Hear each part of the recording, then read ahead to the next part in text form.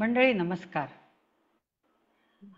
हे आहे साप्ताहिक जनमंगलचं फेसबुक पेज आणि या फेसबुक पेजवर या खुल्या व्यासपीठात मी भैरवी देशपांडे आपणा सर्वांना आमंत्रित करते, आपणा सर्वांचे सहर्ष स्वागत करते. यत्र नार्यस्तु पूज्यन्ते रमन्ते तत्र देवतः. हा श्लोक ऐकत आपण लहानाचं मोठं होतो, पण मोठं होता होता हे भान येतं आणि कळू लागतं की खरी परिस्थिती फार वेगळी आहे. आजच्या परिस्थितीचा जर विचार केला तर मागच्या काही दिवसांमध्ये घडलेल्या घटना आपल्याला पुन्हा पुन्हा हाच विचार करायला बाध्य करतायत की खरंच आजची स्त्री किती सुरक्षित आहे. आजच्या स्त्रीचं नेमकं समाजात काय स्थान आहे. दररोज घडणाऱ्या या घटना म्हणजे काय समजायला हवं. नक्की कुठे जातोय आपण. म्हणजे आपण जी एक कल्पना करून जे एक स्वप्न बघत मोठं झालेलो असतो की मोठेपण असं असतं, मोठेपणी हे करता येईल, मोठेपणी आपण असं करिअर करू शकू, मोठेपणी आपलं एक वेगळं जग असेल, आपण सुरक्षित असणार आहोत, परंतु यातलं काहीही घडताना दिसत नाही. आकडेवारी असं सांगते की जगात दर तासाला किमान 4 बलात्कार होतात. मंडळी, हे काय सुरू आहे नक्की. एवढी क्रूर लोक अचानक कुठून हे सगळे जन्माला आले आहेत किंवा कशामुळे या सगळ्या गोष्टी घडताना आपण बघतोय. यावर नेमका काय उपाय आहे, नक्की काय करायला हवं आहे, अशा अनेक प्रश्नांवर चर्चा करण्यासाठी आपल्या साप्ताहिक जनमंगलने हे खुलं व्यासपीठ आपल्या सगळ्यांना उपलब्ध करून दिलेलं आहे. साप्ताहिक जनमंगल म्हटलं तर तसं एक साप्ताहिक जे वेगवेगळ्या भाषांमधून प्रकाशित होतं, परंतु कुठल्याही साप्ताहिकाची कुठल्याही लिहित्या हाताची जबाबदारी ही फार मोठी असते. साप्ताहिक जनमंगलचा इतिहास जर आपण बघायला गेलं तर स्त्री चळवळीशी जोडलेल्या लोकांनीच सुरू केलेली ही एक धडपड आहे असं म्हणायला हरकत नाही. साप्ताहिक जनमंगलच्या प्रमुख संपादक, मुख्य संपादक माननीय वर्षाजी माडगुळकर आणि साप्ताहिक जनमंगलचे मार्गदर्शक माननीय श्री शिरीष कुलकर्णी सर हे दोघंही स्त्री चळवळीशी फार जवळून नव्हे प्रत्यक्षपणे जोडले गेलेले आहेत. म्हणूनच एवढ्या पोटतिडकीने लिहिलेलं त्यांचं संपादकीय अनेक लोकांपर्यंत पोचलं, त्यावर प्रतिक्रिया आल्या, चर्चा झाल्या आणि त्यातूनच या खुल्या व्यासपीठाची संकल्पना पुढे आली. किमान बोलायला तरी सुरुवात करायला हवी आहे.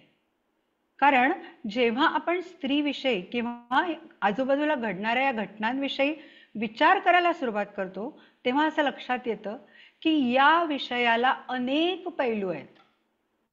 हा विषय जितका साधा सरळ असा आपल्याला दिसतोय, स्त्री सुरक्षा, वास्तव आणि उपाययोजना, तसं बघायला गेलं तर अगदी साधं सरळ वाक्य आणि साधा सरळ विषय, परंतु याचं वर्गीकरण आपण अनेक अनेक अनेक विषयांमध्ये करू शकतो. कारण जेव्हा या घटना घडायला लागतात तेव्हा त्याचे खोलवर परिणाम जसे समाजात होतात तसाच हाही एक प्रश्न निर्माण होतोच की या मागची कारणं काय असतील. मंडळी, कुठलाही आजार जर का नष्ट करायचा असेल तर आधी त्याची कारण मीमांसा होणं आवश्यक. जोपर्यंत रोगाचा मूळ कारण माहीत नाही तोपर्यंत ते समूळ नष्ट तरी कसं करणार. मग अशाच या चर्चेच्या माध्यमातून आज आपण वेगवेगळ्या विषयांना हात घालणार आहोत, वेगवेगळ्या विषयांविषयी जाणून घेणार आहोत. व्यासपीठावर आता जरी तुम्हाला काही निवडक चेहरे दिसत असले तरी आजच्या या मीटिंग रूम मध्ये काही प्रेक्षकही उपस्थित आहेत. त्या सगळ्यांचंही आजच्या या कार्यक्रमात सहर्ष स्वागत. मंडळी, स्क्रीनवर दिसणाऱ्या प्रत्येक चेहऱ्याला एक नाव आहे, प्रत्येक चेहऱ्याची एक ओळख आहे. प्रत्येक चेहऱ्यासमोर डॉक्टर, मिसेस अशा अनेक प्रकारच्या उपाधी लागलेल्या आहेत. परंतु त्याही पलीकडे जाऊन आज या सखी इथे उपस्थित आहेत, त्या स्त्री म्हणून. आजची त्यांची खरी ओळख ही केवळ त्या स्त्री आहेत. त्यांच्या मनात अत्यंत तळमळ आहे, काहीतरी करण्याची जिद्द आहे. हा समाज बदलण्याची एक आस आहे, आशा आहे. तेव्हा यांच्या खूप खोलवर ओळखी विषयी आज जाणून न घेता आपण आपल्या कार्यक्रमाला सुरुवात करूया. मी आजच्या या वक्त्या सखीला विनंती करेन की त्यांनी स्वतःविषयी त्यांचं नाव आणि त्यांच्याबद्दल जे काही त्यांना सांगायची इच्छा असेल ते त्यांनी त्यांच्या आजच्या या वक्तव्याच्या किंवा जे मनोगत त्या मांडणार आहेत त्यापूर्वी सांगावं. आमंत्रित करूया सर्वप्रथम साप्ताहिक जनमंगलच्या संपादक माननीय अदितीजी देशमुख यांना आणि ऐकूया त्यांचे विचार.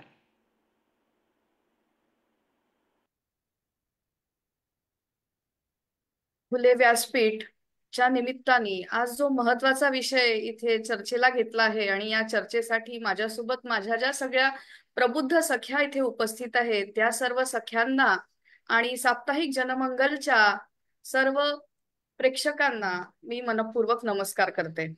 मंडळी, आजचा विषय हा अत्यंत संवेदनशील असा विषय आहे असंच आज म्हणावं लागेल. संवेदनशील याच्यासाठी की या विषयाने संपूर्ण समाजाला आज ढवळून काढलं आणि सगळ्यांच्या संवेदनांना आज हात घातलाय. मी संवेदना याच्यासाठी म्हणतेय की वेदनेच्या पलीकडची जी एक अत्युच्च भावना असते, जिला एक विशिष्ट अर्थ प्राप्त होतो, ती म्हणजे संवेदना. म्हणजे जे काही घडतं आहे त्याचं प्रतिबिंब, त्याचं रिफ्लेक्शन आज आपण सगळीकडे पाहतो आहे. आणि जेव्हा हा विषय स्त्री जीवनाशी संबंधित असतो, जेव्हा हा विषय स्त्री सुरक्षेशी संबंधित असतो, तेव्हा तो विषय अतिसंवेदनशील होऊन जातो. नुकताच आपण आपल्या भारताचा मोठ्या दिमाखात स्वतंत्रता उत्सव, स्वातंत्र्य दिन साजरा केला. स्वातंत्र्य ज्या देशाला प्राप्त आहे, ज्या देशाची स्वतःची अशी राज्यघटना आहे, त्या देशात इतक्या वर्षांनंतरही आज सगळ्या प्रकारच्या प्रगतीचा आलेख उंचावत असताना, सगळीकडे स्त्री शिक्षणाचे आणि स्त्री सक्षमीकरणाचे वारे वाहत असताना, पुन्हा स्त्री सुरक्षेचा विषय जेव्हा ऐरणीवर येतो, तेव्हा खरोखर एक महत्वाचं प्रश्नचिन्ह संपूर्ण समाज मनावर, संपूर्ण समाजाच्या अस्तित्वावर उपस्थित होतं असं मला वाटतं. आणि जेव्हा आपण हा विषय चर्चेला घेतो, तेव्हा मानसशास्त्राची विद्यार्थिनी, मानसशास्त्राची शिक्षिका, समुपदेशिका आणि या समाजाची एक सुजाण नागरिक म्हणून, राष्ट्रसेविका समितीची सेविका म्हणून अनेक या विषयाचे पैलू माझ्या डोळ्यासमोर येतात. सर्वप्रथम सुरक्षा हा विषय जेव्हा आपण आपल्या डोळ्यासमोर आणतो किंवा सुरक्षा हा विषय नव्याने समोर येतो, तेव्हा मानसशास्त्रात शिकलेली जे काही बेसिक प्रिन्सिपल्स आहेत ते माझ्या डोळ्यासमोर येतात किंवा ते मला आठवतात. आपल्या प्रत्येकाच्या वागण्याच्या मागे, प्रत्येक कृतीच्या मागे काहीतरी एक उद्देश असतो, काहीतरी एक गरज असते आणि त्या गरजेच्या पोटी प्रत्येक कृती होत असते. आणि प्रत्येक व्यक्तीला काही मूलभूत गरजा आहेत आणि त्या मूलभूत गरजा कुठल्या, जेव्हा असं आपण म्हणतो, तेव्हा मग अन्न, वस्त्र, निवारा या गरजांचं तर आपल्याला माहिती आहे, भान आहे आणि त्या गरजांच्या पूर्ततेसाठी सगळ्या प्रकारच्या सोयी सुविधा उपलब्ध आहे. पण केवळ अन्न, वस्त्र, निवारा याच मूलभूत गरजा नाही, त्याच्याही पलीकडे जाऊन ज्या काही मूलभूत अजून गरजा आहेत, त्यातली सगळ्यात महत्वाची गरज म्हणजे सुरक्षिततेची गरज. त्याच्याही पेक्षा महत्वाची गरज म्हणजे सन्मानाची गरज आणि अभिव्यक्तीची गरज. आणि जेव्हा याच गरजा आमच्या आज पूर्ण होत नाही किंवा याच गरजांवर प्रश्नचिन्ह आहे असं वाटतं, तेव्हा मग खरा विषय इथून सुरू होतो. आणि जेव्हा हा विषय आपण विचारात घेतो, तेव्हा मला सुप्रसिद्ध हिंदी कविता आठवते, जी आपल्या सगळ्यांनाही या प्रसंगी आठवलीच असेल.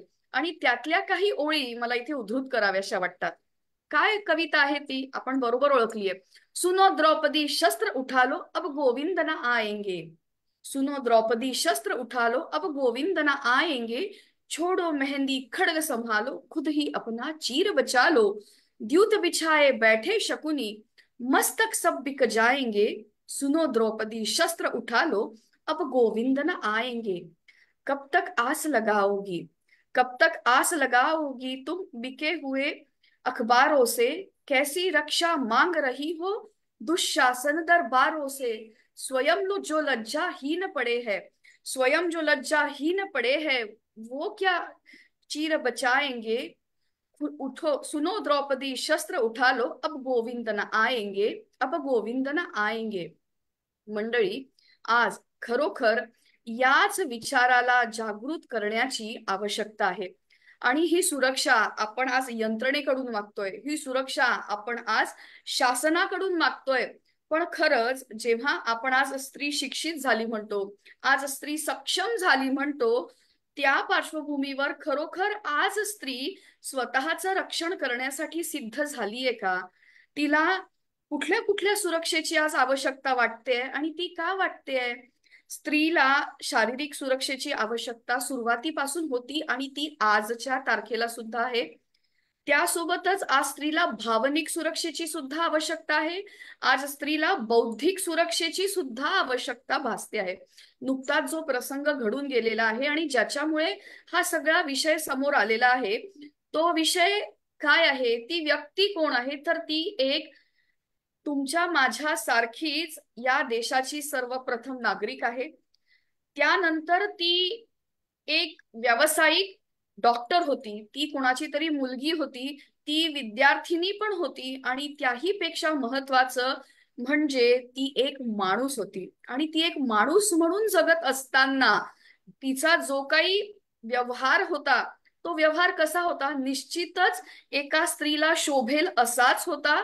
तिचं वर्तन, तिची पार्श्वभूमी, तिचे संस्कार कुठेही प्रश्नचिन्ह निर्माण होतील असे नसतानाही तिला अत्याचाराला बळी पडून आपल्या प्राणाला मुकावं लागलं. मग याच्या मागचे कारण काय आहे? कोणी त्या गोष्टीला खत पाणी घातलं, कोणी तिच्यावर हिंसाचार केला, कोणी तिच्यावर अत्याचार केला? ती व्यक्ती कोणीही पशु नव्हती, ती व्यक्ती सुद्धा मनुष्य होती. तो व्यक्ती समूह होता, पण तो व्यक्ती समूह खरोखर संस्कारित असा म्हणता येईल असा मनुष्य समूह होता का? तर निश्चितच नाही. ती विकृत मानसिकता होती. आणि कुठल्याही कृतीच्या मागे जेव्हा विकृती येते, तेव्हाच अशा प्रकारचं गैरवर्तन होतं आणि ते गैरवर्तन मग आपल्या सीमांना ओलांडून जातं. आणि मग सीमांना ओलांडून गेल्यावरती मग मान सन्माना पलीकडे जाऊन तिच्या वैयक्तिक अस्तित्वावरच घाला घातला जातो. आणि अशाच काहीशा अनेक घटना या गत 10-15 वर्षात आपल्याला होताना दिसतात आहे. ही तर ताजी घटना आपल्याला सगळ्यांना माहिती आहे. पण जर आपण आकडेवारीचा विचार केला तर महिलांविरुद्ध अपराधाचा दर प्रति वर्षाला 1 लाख या जनसंख्येच्या रेशोमध्ये विचार करतो म्हटलं तर 66.4 असा राहिलेला आहे. आणि त्यातल्या 75% घटनांचा रिपोर्ट, ज्याला आपण म्हणतो की पोलीस कस्टडीत नोंदवल्या गेलेला आहे. नंतर अपराधांचे प्रकार सुद्धा वेगवेगळे आहेत आणि त्याचं व्यवस्थित स्टॅटिस्टिकल अनालिसिस करणारे अनेक स्टडीज झालेले आहेत, अनेक रिसर्च पेपर सुद्धा प्रकाशित झालेले आहेत. तर 2022चा आपण विचार करतो म्हटलं तर 4,45,256 घटना या अशा प्रकारच्या सुरक्षा संबंधी घटना आणि ज्याच्यात बलात्कार आणि स्त्रीच्या अस्तित्वावर मानसन्मानावर प्रश्न निर्माण होतील अशा प्रकारच्या घटनांची सरकार दरबारी नोंद केलेली आहे. आणि मागच्या वर्षीच्या तुलनेत 4% या संख्येत वाढ झालेली दिसते. अर्थ काय याचा? की दर दिवसाला ही पाशवी वृत्ती, ही विकृती वाढत चाललेली आहे आणि ज्या मूलभूत आवश्यकता स्त्रीच्या अस्तित्वासाठी, स्त्रीच्या सन्मानासाठी आवश्यक आहे त्या उपलब्ध होत नाहीये. त्याचे कारण काय आहेत? त्याच्यातून आपल्याला कसा मार्ग शोधायचा आहे, त्याच्यावरती उपाययोजना काय करायचं आहे, याचं साधक बाधक चिंतन मंथन आजच्या चर्चासत्रात अपेक्षित आहे. पण सुरक्षा म्हणजे नेमकं काय, हा विषय मला इथे नमूद करावासा वाटतो. तर म्हणजे उत्तम आणि रक्षा म्हणजे रक्षण. पण रक्षण कोणापासून? रक्षण पशूंपासून की रक्षण मानवांपासून? हाच महत्वाचा मुद्दा आधी आपल्याला चिंतनात घ्यायचा आहे. खरंच आज आपल्या देशातल्या माणसांपासून आपल्या देशातल्या स्त्रियांचं रक्षण करण्याची वेळ यावी इतकी आपली परिस्थिती चिंताजनक झालेली आहे का? आणि जर झालेली असेल तर ती का झालेली आहे?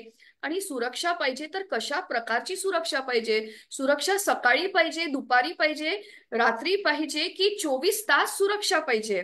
आणि जसा त्या हिरण्यकश्यपूच्या उच्छादाला कंटाळून त्याला जो वर दिला होता किंवा त्याच्या तपश्चर्येमुळे वर दिला होता की याला ना सकाळी मारता येईल, याला ना रात्री मारता येईल, ना याला दुपारी मारता येईल, याला ना शस्त्राने मारता येईल, ना याला अस्त्राने मारता येईल, मग त्याला कसं मारायचं? त्याच्यासाठी मग नरसिंहाचा अवतार झाला होता आणि तिन्ही सांजेला त्या तीक्ष्ण नखांनी भगवान विष्णूंनी त्या हिरण्यकश्यपूचा वध केला होता. मग आपल्याला कोणाचा वध करायचा आहे, आपल्याला कोणाला मारायचा आहे, हा तर कुठलाही दानव नाही आहे किंवा याला कुठलंही वरदान प्राप्त नाही आहे.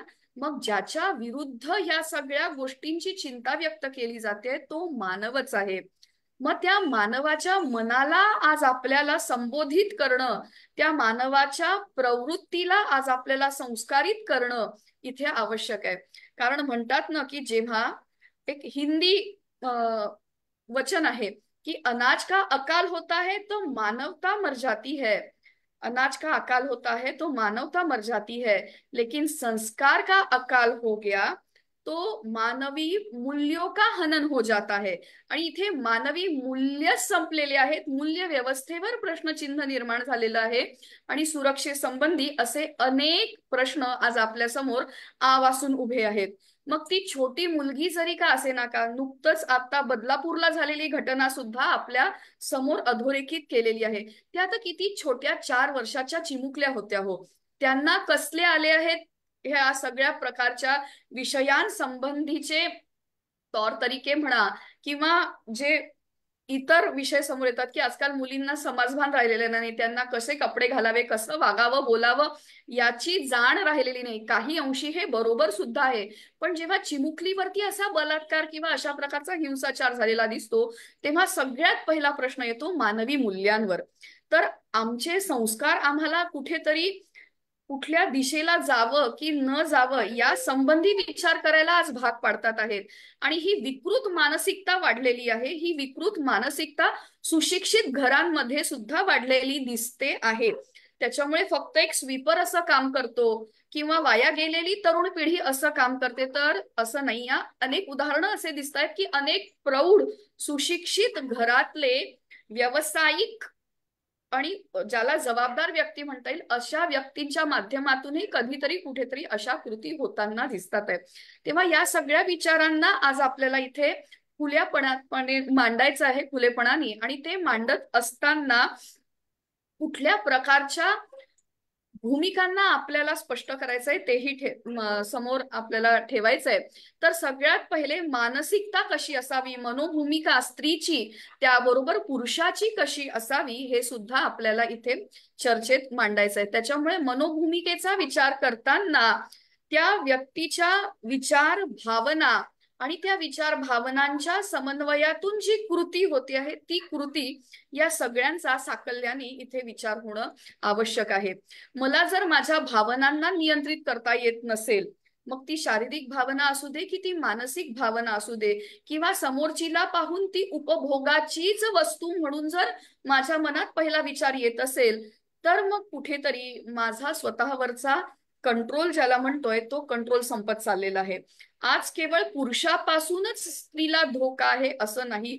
उदाहरण जरी पुरुषांनी स्त्री अत्याचाराचे दिसत असले तरी अनेक अशा घरेलू हिंसा सुद्धा आपल्याला दिसतात की ज्याच्यात स्त्रीने सुद्धा स्त्रीवरती अत्याचार केलेला आहे. आणि हा शारीरिकच अत्याचार असला पाहिजे जरुरी नाही. अत्याचार हा मानसिकही असू शकतो आणि अत्याचार हा भावनिकही असू शकतो. आणि भावनिक मानसिक अत्याचाराने स्त्री जास्त खचते, स्त्री जास्त उदासीन होते आणि तिच्या कर्तृत्वावरती प्रश्नचिन्ह, तिच्या व्यक्तित्वावरती प्रश्नचिन्ह उत्पन्न होतं.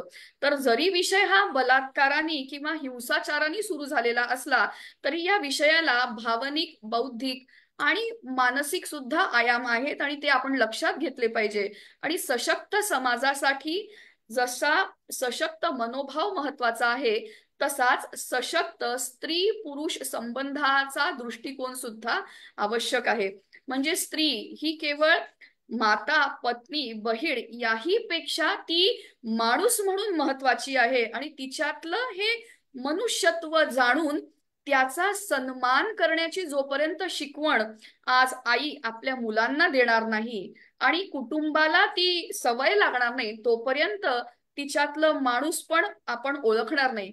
बाई पण भारी देवा म्हणतानाही त्याच्या आधी ती माणूस आहे आणि माणूस म्हणून तिचा आपण स्वीकार करायला पाहिजे, हे जोपर्यंत आपण शिकणार नाही, आपल्या कृतीत आणणार नाही, तोपर्यंत ते समाजात प्रसारित होणार नाही. आणि स्त्रीला केवळ शिक्षणाचा, अर्थार्जनाचा अधिकार नाही, तर तिला आत्मरक्षेचा सुद्धा अधिकार मिळाला पाहिजे.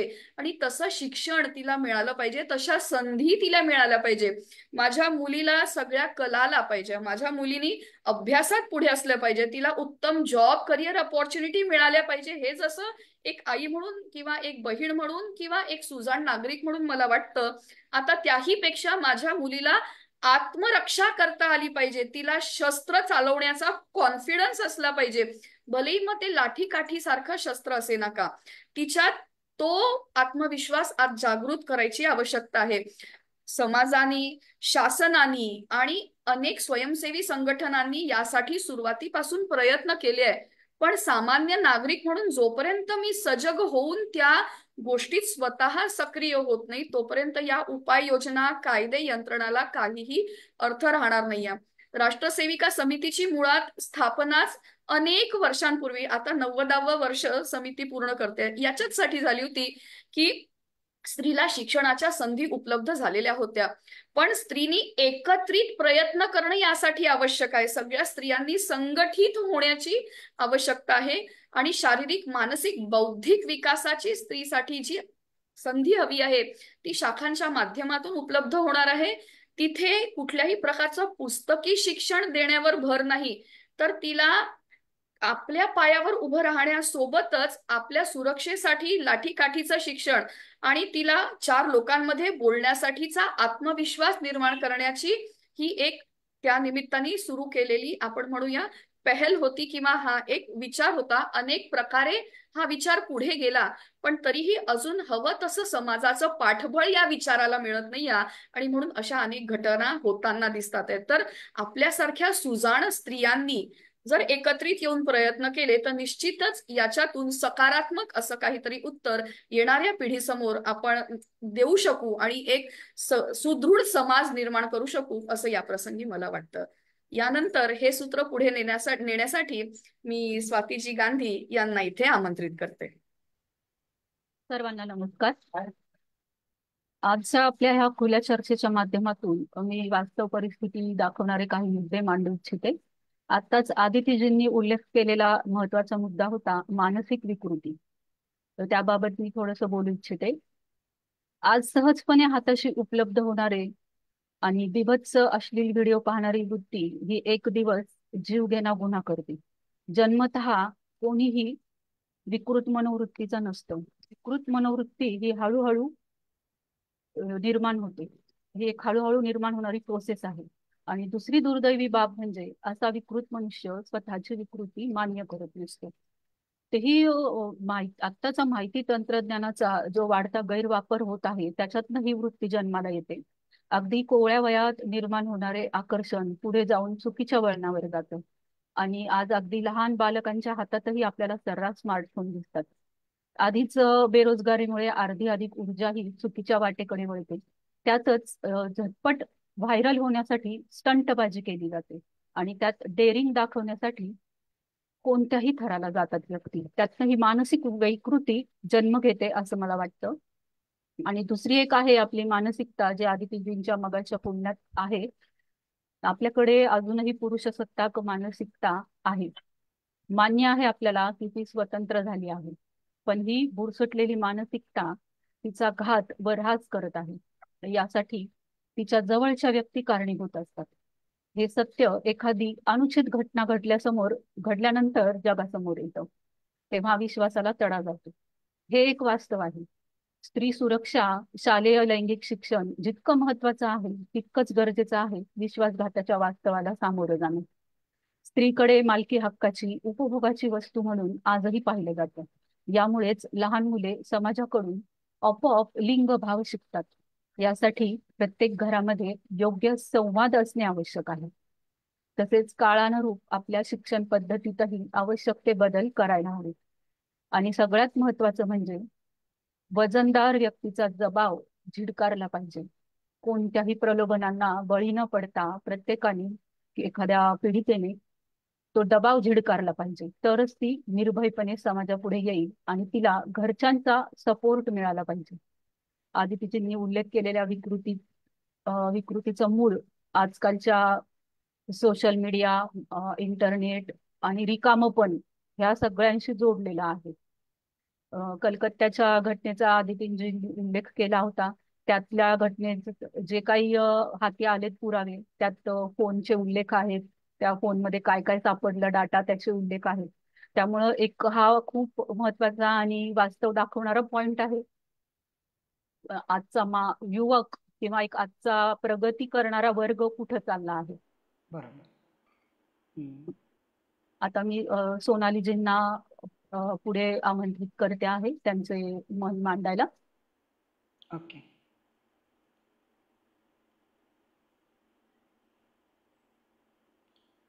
सोनाली जी, आपका माइक आप म्यूट है. Okay, yes. Just so yes, मेरी स्क्रीन देख पा रहे हैं आप लोग? हाँ जी जी, देख रहे हैं.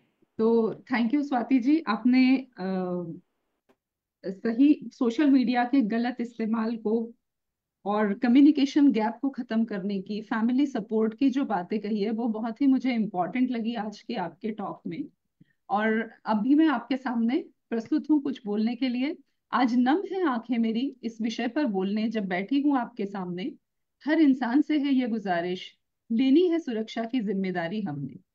हर दिल हो जागरूक, मन में हो ये बात, सुरक्षित हो हर स्त्री, यही हमारी सौगात।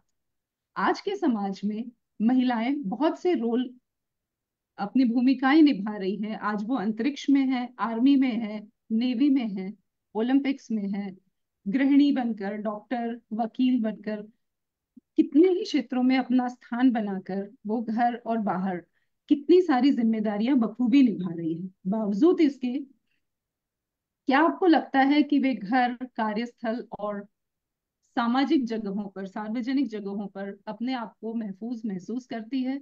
वो हर पल असुरक्षा का सामना कर रही है। तो आइए बात करते हैं आज हम महिलाओं की मौजूदा स्थिति की, उसके इस स्थिति के मूलभूत कारणों की और उस पर उपायों पर हम चर्चा करेंगे।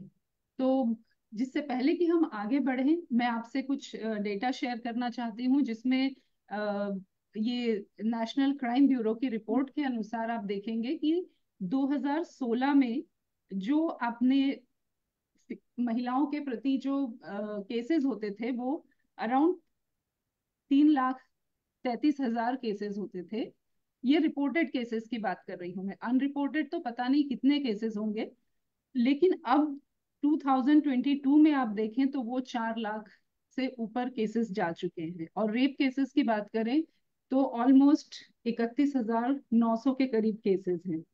तो इसका ये मतलब है कि हर 51वें मिनट पर एक स्त्री किसी ना किसी रूप में विक्टिम बन रही है। और वो जरूरी नहीं है कि वो रेप केसेस ही हो, वो किसी तरह के भी केसेस हो सकते हैं। ईव टीजिंग है, घरेलू हिंसा है, दहेज प्रथा है, मॉलेस्टेशन है। सो ऐसे बहुत सारी चीजों का सामना आज स्त्री को करना पड़ रहा है, बावजूद इसके कि वो पढ़ी लिखी है, कई क्षेत्रों में अपना योगदान सतत दे रही है। अब इसके पीछे मूलभूत कारणों पर अगर हम बात करना चाहें तो सुरक्षा में गिरावट के कारण मुझे सबसे ज्यादा लगता है कि समाज में स्त्री और पुरुषों के प्रति असमान दृष्टिकोण है। अगर पितृसत्तात्मक सोच जो पुरुषों को महिलाओं के मुकाबले ज्यादा शक्ति, ज्यादा अधिकार देती है, और वो एक ऐसी मानसिकता को जन्म देती है जिसमें महिलाओं को अधीनस्थ समझा जाता है। दूसरा महत्वपूर्ण कारण मौलिक लिटरेसी या आपको वैल्यू लिटरेसी में कमी और अवेयरनेस हो सकती है। और तीसरा महत्वपूर्ण कारण मैं कहूंगी कि कानूनी कार्यवाही में जो समय लगता है, जो डिले होता है, इन्वेस्टिगेशंस में जो समय लगता है, और एक एक ठोस सजा नहीं दी जाती है, वो मुझे लगता है तीसरा यहाँ पर कारण हो सकता है। अगर मैं कहूँ आपसे, हाल ही में जैसे अभी अदिति जी ने भी बात की, स्वाति जी ने भी बात की, कोलकाता का जो केस है जिसकी वजह से आज हम इस चर्चा का माध्यम बने हुए हैं, मुझे लगता है कि मोमबत्तियां जलाने से या फिर हम चर्चा करने से मुझे पता नहीं कितना कितना फायदा होगा या कितना असर होगा, लेकिन हम अपना पार्ट करना छोड़ तो नहीं सकते। तो हाल ही में जब ये घटना हुई है, इससे रिलेटेड मेरी एक डॉक्टर दोस्त है, उनसे बात हुई, उसने साझा किया कि जब वो मेडिकल कॉलेज में रेसिडेंट डॉक्टर थी, तो नाइट ड्यूटी के दौरान जब वो पेशेंट्स देखकर थक चुकी है, उसके बाद वो कई बार वार्ड में कोने में बैठकर कभी हेड डाउन करके आराम कर लेती थी, या फिर फीमेल कॉल रूम में, जो कि कॉमन होता है, तो लैच होता है, कई बार लैच नहीं भी है अंदर से, वहां भी वो कई बार आराम कर लेती थी। तो आज वो भयभीत है कि क्या वो इतनी असुरक्षित थी, या वो कैसे बच गई उस समय, या अपनी अगली पीढ़ी को कैसे बचाएगी। तो कमाल की बात है कि जो आपकी सेवा में तत्पर है, अपनी नींद अपना आराम कुछ भी नहीं देख रहे हैं, उनके साथ ऐसा बर्ताव, इतनी क्रूरता, इतना क्रूर अंत। लेकिन अब बस बहुत हुआ। मुझे लगता है कि महिलाओं की सुरक्षा को सुनिश्चित करना प्रत्येक इंसान की बुनियादी जिम्मेदारी होनी चाहिए। हम सबको मिलकर एक ऐसे समाज को निर्माण करना होगा जहां पर एक हर स्त्री निर्भीक और स्वतंत्र और सुरक्षित महसूस करे, चाहे वो किसी भी एज ग्रुप की। तो कुछ पॉसिबल उपाय जो मेरे दिमाग में आते हैं, उसमें सबसे पहला, सबसे जो बुनियादी रीजन है या बुनियादी उपाय है, उसे मैं कहूंगी कि हमें बचपन से ही समानता का पाठ पढ़ाना होगा। बेटा और बेटी, लड़का और लड़की, उनको आपको समान अधिकार देने होंगे, समान शक्तियां देनी होंगी। दूसरी चीज मैं कहना चाहूंगी कि माता पिता का आपसी व्यवहार, आपके घर में माहौल कैसा है, आप एक दूसरे को कितना सम्मान दे रहे हैं, क्योंकि बच्चे बच्चे तो स्पंज की तरह होते हैं, वो हर हर चीज एब्जॉर्ब कर लेते हैं, उनके आसपास जो कुछ हो रहा है वो उसे एब्जॉर्ब कर लेंगे। तो आपके घर में कैसा माहौल है, आपके परिवार में मानसिक स्वास्थ्य के लिए जागरूकता है या नहीं है, आपका बच्चा आपसे कितना कम्युनिकेट करता है, कितनी आपसे बात करता है, ये बहुत जरूरी है। और तीसरी चीज मैं कहूंगी कि स्कूल्स का एक बहुत ही महत्वपूर्ण रोल है इसमें, क्योंकि स्कूलों में महिलाओं के प्रति समानता और सम्मान और संवेदना को इनकलकेट किया जा सकता है, क्योंकि बहुत ही कम कम उम्र में भावनाएं क्या है, भावनाओं को कैसे टैकल करना है, या फिर सेक्स एजुकेशन है, इन सब का परिचय दिया जाए। और उसके अलावा, जैसे कि अदिति जी ने मेंशन किया था, कि ऑफेंस और डिफेंस ट्रेनिंग वो बहुत ही ज्यादा जरूरी हो गई है इस पल पर। जैसे कि कुछ करते भी हैं, जैसे एनसीसी में है या फिर कुछ सैनिक स्कूल है, वहां पर ये प्रोवाइड किया जाता है। अगला रोल मैं मानती हूँ कि पुलिस फोर्स और सुरक्षा व्यवस्था में सुधार लाना। तो जब मैं पुलिस फोर्स की बात करती हूँ, तो मैं ये कहना चाहती हूँ कि पुलिस फोर्स में जितने लोग हैं उनमें महिलाओं के प्रति एम्पैथी जगाना। तो हर लेवल का जो पर्सन है, अगर वो महिलाओं के प्रति उसके मन में संवेदना है, एम्पैथी है, तो वो हर लेवल पर, या हर हर व्यक्ति अपने आप को रिस्पॉन्सिबल मानेगा एक महिला को सुरक्षित महसूस कराने में। तो इस विषय में हम सबको मिलकर काम करना। तो पुलिस फोर्स का रोल बहुत इंपॉर्टेंट है। उसके अलावा अलार्म हो गया, कैमरा सिस्टम्स हो गए, एप्लीकेशंस हो गई, अलार्म एप्लीकेशंस हो गई, ये सब हैं, तो लेकिन समय पर इनका काम करना वो बहुत जरूरी है। तो अगर ये सब रिस्पॉन्ड कर रहा है टाइमली, तो हम बहुत सारे केसेस में हमें मदद मिल सकती है। और दूसरा, आगे बढ़ते हुए मैं कहूंगी, न्यायपालिका द्वारा ठोस एवं त्वरित निर्णय, सो क्विक डिसीजंस बहुत ज्यादा इंपॉर्टेंट भूमिका निभा सकते हैं। और उसके अलावा मैं आगे बोलूंगी कि यूनिवर्सल लॉज होने चाहिए इस तरह के यूनिवर्सल क्राइम के लिए। जैसे rape is rape, murder is murder. तो जब ये क्राइम हो रहा है, उसके लिए आपको इतना ठोस पनिशमेंट होनी चाहिए, इतनी ठोस सजा होनी चाहिए कि ऐसा कृत्य करने से पहले हर किसी को सोचना पड़े, 100 बार सोचना पड़े, 1000 बार सोचना पड़े कि मैं ऐसा काम करूं या ना करूं। आना ही नहीं चाहिए उनके माइंड में ये चीजें। और अगेन फिर से मैं उसी चीज पर आ रही हूँ कि फीमेल्स को मीडिया में, ओटीटी में, टेलीविजन में एक ऑब्जेक्ट की तरह दिखाना बंद किया जाना चाहिए। आप देखते होंगे यूट्यूब सभी को अवेलेबल है, कई थंबनेल्स पर इतने ऑब्जेक्टिफाइंग, क्योंकि अब लगता है उन्हें कि ये व्यूज बढ़ना चाहिए, अपीलिंग होना चाहिए, तो इतने इतने जो उस पे टाइटल्स होते हैं वो इतने ऑब्जेक्टिफाइंग होते हैं कि वो बिल्कुल भी एक गलत मानसिकता को जन्म देते हैं। दूसरी चीज आगे अगर हम बढ़ते हैं तो मैं बात करूंगी इंटरनेट की। इंटरनेट हर किसी को अवेलेबल है, हर उम्र के लोगों को, हर लेवल के लोगों को, वो शिक्षित हैं, अशिक्षित है, वो ग्रामीण है, वो शहरी जगह में रहते हैं, हर किसी को विदाउट रिस्ट्रिक्शन पूरा इंटरनेट एक्सेसिबल है, कोई रेस्ट्रिक्शंस नहीं है। माता पिता को आजकल बच्चों को मोबाइल देना पड़ता है, यूट्यूब देना पड़ता है, क्योंकि वो पढ़ाई के लिए जरूरी है। मैं ये नहीं कहूंगी हर चीज गलत है इंटरनेट पर, लेकिन वो एक माइंडफुली यूज करना चाहिए आपको, और एक उस पर हमें ध्यान देना चाहिए कि बच्चा जो देख रहा है कंटेंट, वो कहीं गलत कंटेंट तो नहीं है जिसमें वो क्यूरियोसिटी के चलते ही कहीं गलत मानसिकता अपना ले। राइट, सो एजुकेशन, संवेदनशीलता को बढ़ाना, ये सारी चीजें एक मौलिक, एक बुनियादी जरूरतें मुझे लगती है। सो कुल मिलाकर मौलिक और नैतिक रूप से विकास बहुत बहुत जरूरी है। वैल्यू एजुकेशन का अपना महत्व है, क्योंकि वो आपसी समझ और आपसी सम्मान पर काम करते हैं। तो समाज की सोच और दृष्टिकोण में बदलाव लाने की जरूरत है। और मैं आप सभी को डॉक्टर श्रुति श्रुति श्रीवास्तव की इस पोयम के साथ आत्मावलोकन करने के लिए छोड़ती हूँ और आपसे विदा लेती हूँ। नमस्कार, जय हिंद, जय भारत। हाँ, गलती मेरी ही होगी, हाँ गलती मेरी ही होगी, तभी तो जन्म लेने से पहले ही माँ की कोख में मुझे मार डालते हो। और अगर गलती से पैदा हो भी जाऊं तो शिक्षा के मूलभूत अधिकार तक से वंचित कर देते हो। हाँ, गलती मेरी ही होगी, तभी तो जरा सी बड़ी होती बिटिया को फ्रॉक पहनना छोड़कर ढंग के कपड़े पहनने की सख्त ताकीद दे देते हो तुम। हाँ, गलती मेरी ही होगी, तभी तो नुक्कड़ पर खड़े लड़कों की नजरों से बचाने के लिए शाम ढलते ही घर की चार दीवारी में खुद को कैद कर देने की सख्त हिदायत दे देते हो तुम। हाँ, गलती मेरी ही होगी, तभी तो चेहरे पर कभी तेजाब डालकर और कभी दहेज की चिता पर केरोसिन उड़ेलकर एक जबरदस्त सबक मुझे सिखा देते हो तुम।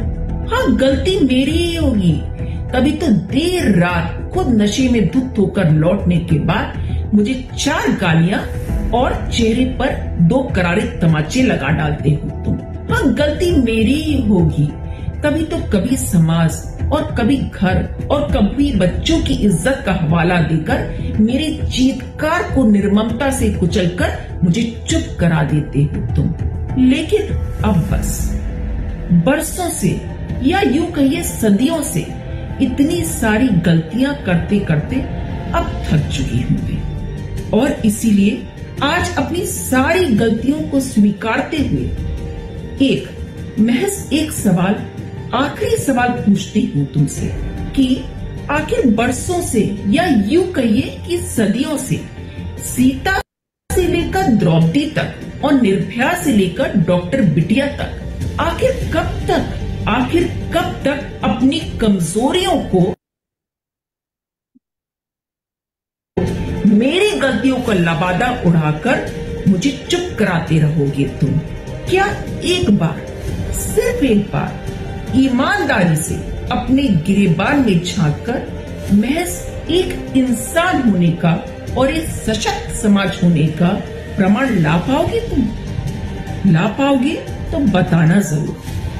जवाब के इंतजार में मौन है आश्रुति। धन्यवाद। हाँ, गलती मेरी। धन्यवाद सोनाली जी।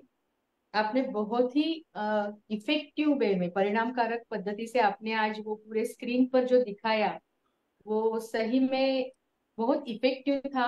यानी आज के जो प्रेक्षक है उनको वो समझ में बहुत अच्छी तरीके से आया, तो इसके लिए आपका बहुत बहुत धन्यवाद। आज जे सगळ्यांनी आपल्याला सांगितलंय, अदितीजींपासून स्वातीजी आहे, सोनालीजी आहे, त्यांनी जे स्त्री सुरक्षेबाबत सांगितलेलं आहे, तर त्याबाबत मी आता बोलणार नाहीये। माझा विषय असा आहे की मी स्वतः एक पॅरेंटल काउन्सिलर आहे आणि स्पेशल मुलांची न्यूरो डेव्हलपमेंटल थेरपिस्ट म्हणून आहे। तर मी रोज या मुलांना, प्युबर्टीत आलेल्या मुलांना आणि त्यांच्या पालकांना पण भेटते आणि या ज्या सगळ्या महिलांवरच्या अत्याचाराच्या घटना ज्या वाढलेल्या आहेत इतक्यामध्ये, आपण म्हणतो या काही वर्षांमध्ये, तर त्यामागचं कारण मला जे दिसतं ते असं की मला हे सांगायच्या पूर्वी काही काव्यपंक्ती अशा आठवतात की कशी कुपुत्रास प्रसवेल माता, कशी कुपुत्रास प्रसवेल माता, जन्मताच कोणी का दुष्ट असतो, कौटिल्य व्हावे छलाने जगावे हा मानवाचा हेतू नसतो। अर्थात काय की कुठलंही मूल हे क्रूर म्हणून किंवा दुष्ट म्हणून जन्माला येत नसतं। ते एक आपण म्हणतो मुलांना की देवाघरची फुलं असतात, कळी असते ती, ज्या कळीचं फुलात रूपांतर होत असतं आणि ते रूपांतर बघणं किती सुखकारक असतं प्रत्येक पालकांसाठी। पण आजच्या या पिढीला काय झालेलं आहे बघा की आपण या पिढीला दोष देतो की ही पिढी असं आहे, या पिढीमध्ये पेशन्स राहिलेला नाही आहे, महिलांवरचा अत्याचार वाढताय, त्याला कारणीभूत ही सगळी मुलं आहेत। पण तुम्ही जर का बघितलं तर ही समाजालाच कीड लागलेली आहे आणि समाज कोणामुळे बनतो तर व्यक्तींमुळे, आणि व्यक्ती बनतो तो आपल्या फॅमिलीमुळे, परिवारामुळे। तर आज प्रत्येक मॅक्झिमम परिवारातलं जे वातावरण आहे ते बिघडलेलं आहे। बिघडलेलं इन द सेन्स, जेव्हा माझ्याकडे समुपदेशनासाठी पालक आपल्या मुलांना घेऊन येतात तेव्हा त्या पाल्यांची मला चुकी कमी दिसते आणि पालकांचे दोष, मी स्वतःही पालक आहे प्युबर्टीत आलेल्या मुलाची, तर पालकांचे दोष मला जास्ती दिसतात आणि म्हणून समाजाची ही अधोगती चाललेली आहे असं मला वाटतं। जरी आपण म्हणतो की स्त्री सुरक्षेबाबत तिला सजग करायला हवं, तिला आपण सक्षम बनवायला हवं मानसिकरित्या, शारीरिकरित्या, पण तुम्ही मला एक सांगू शकाल का की चलो द्रौपदी अब शस्त्र उठाव असं जर म्हटलं, पण ती द्रौपदी कितीही सक्षम असेल आणि जर का 7 लोक तिच्या बाजूला आले असतील तर ती स्वतःचं रक्षण करू शकेल का? She is not a super woman. त्यामुळे ही जी मेंटॅलिटी जी बनते आहे त्याच्यावरती वार करणं, त्याचं कारण शोधणं पहिले जरुरीचं आहे आणि ते कारण आहे, त्याची पाळंमुळं जी आहे ती आता परिवारापर्यंत गेलेली आहे। एकत्र कुटुंब पद्धती संपुष्टात आलेली आहे। आजकाल मुलं एकटी असतात घरात, आई वडील दोघंही करिअर ओरिएंटेड असतात, कोणीही त्याग करायला तयार नाही आहे आपल्या करिअरचा। त्यामुळे काय होत आहे की मुलांना फावला वेळ खूप मिळतो आहे, एकटा वेळ, कधी ती मेडच्या भरोशावर असतात तर कधी एकटी असतात। आणि मग काय होतं की आई वडील जेव्हा घरी परत येतात तेव्हा त्यांना माहिती नसतं की आपल्या मुलांनी दिवसभर काय केलेलं आहे, कारण त्यांच्याकडे वेळच नसतो। दुसरी गोष्ट अशी की मुलांचे फाजील लाड केले जातात की आपण त्यांना वेळ देऊ शकत नाहीये, मग ती जी अपराधीपणाची भावना असते मग त्याच्यातनं त्यांचे सगळे लाड पुरवले जातात आणि हेच कारण असतं मुलं नकार पचवू शकत नाहीये। मुलगी असो मुलगा असो हे नकार पचवू शकत नाही, त्यांना जी गोष्ट हवी ती तेव्हाच्या तेव्हा हवी आणि त्यामुळे त्यांचा टॉलरन्स म्हणजे सहनशक्ती संपुष्टात आलेली। आणि याचा परिणाम कधी जास्ती प्रमाणात होतो जेव्हा प्युबर्टी येते, आणि प्युबर्टी ही आजकाल खूप आधी यायला लागली आहे, तिला अर्ली प्युबर्टी आपण म्हणतो। 8-8, 9-9 वर्षांच्या मुलींना पाळी येते आहे, त्यांना तेव्हापासूनच त्यांच्यामध्ये शारीरिक बदल चालू होत आहेत। मुलांना 12व्या वर्षी, 11-12व्या वर्षी सगळं कळायला लागलेलं आहे आणि याला कारण काय आहे तर स्क्रीन ऍडिक्शन, मोबाईल जो इझिली अवेलेबल आजकाल सगळ्या मुलांना आहे। करोनामध्ये आपण मुलांच्या हातात मोबाईल दिला कारण त्या काळाची ती गरज होती, पण त्याचा दुरुपयोग बघा किती होत चाललेला आहे की मुलं त्या मोबाईलवर काय बघतात याकडे पालकांचं लक्ष नसतं।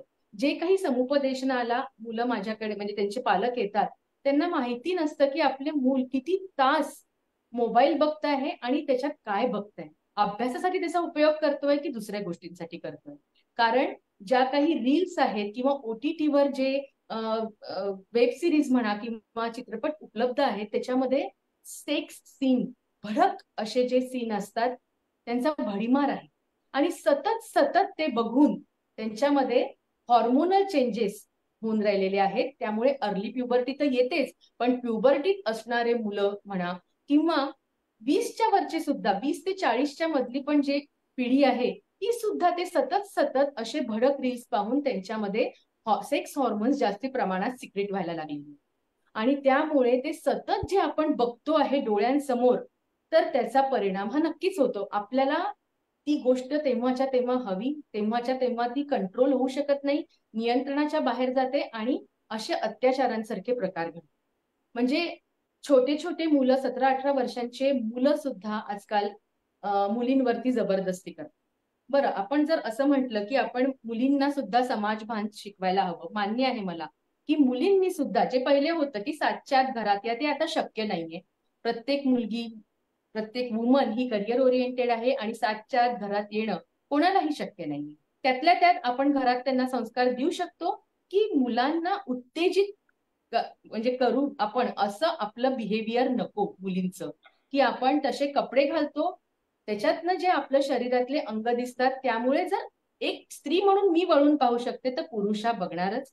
त्यामुळे तिने उत्तेजना द्यायला नको, तिने लिमिट ओळखायला हवी आपल्यामधली आणि आपल्या मित्रामधली. आणि हे कोण शिकवणार? हे घरी आईच शिकवू शकते, जर त्या आईला आपल्या मुलांकरता वेळ असेल तर समाजभान हे मुलींना शिकवायलाच हवं, पण तत्पूर्वी आपण आपल्या मुलांना वेळ द्यायला हवा. किमान 1 तास त्यांच्या बरोबर बसून त्यांच्या मनात काय चाललंय हे जाणून घ्यायला हवं. आणि हे प्रत्येक आई बाबांचं कर्तव्य आहे की आपली मुलं मोबाईलमध्ये काय बघतात आहे याकडे त्यांचं लक्ष हवं. किती तास बघतायत त्याला रेस्ट्रिक्शन आणायला हवं. शाळेमध्ये आपली मुलं कशी वागतायत तर पेरेंट्स मिटिंगला जायला हवं. आज इतके पेरेंट्स असे आहेत की त्यांना वेळ नाही म्हणून ते पेरेंट्स मिटिंगला जात नाहीत. त्यामुळे त्यांचं आणि टीचरचं कम्युनिकेशन, आपण टीचर्सला दोष देऊ शकत नाही, दोष हा पेरेंट्स मध्ये जास्ती आहे, ते वेळ देऊ शकत नाहीयेत आपल्या मुलांना. तर या सगळ्यांचं जे पाळंमुळं जी आपल्या परिवारापर्यंत गेली आहे, तर प्रत्येक पालकांनी आज सजग होणं जरुरी आहे. आणि प्रत्येक परिवारामध्ये काय झालंय की आजकाल आई वडिलांमधले म्हणजे हजबंड वाईफ मधले जे कॉन्सिक्वेन्सेस आहेत, क्लॅशेस आहेत, ते वाढले आहेत. आणि सर्रास मुलांसमोर त्यांची भांडणं चालतात. तसं त्यांच्याकडनं जे काही त्यांचं बोलणं होतं ते मुलं ऐकतात.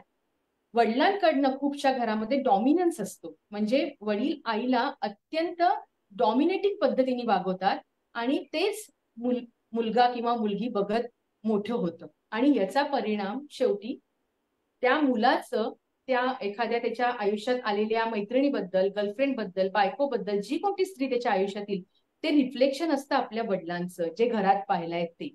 म्हणून घरातलं वातावरण, संस्कार हे खूप जरुरी आहे.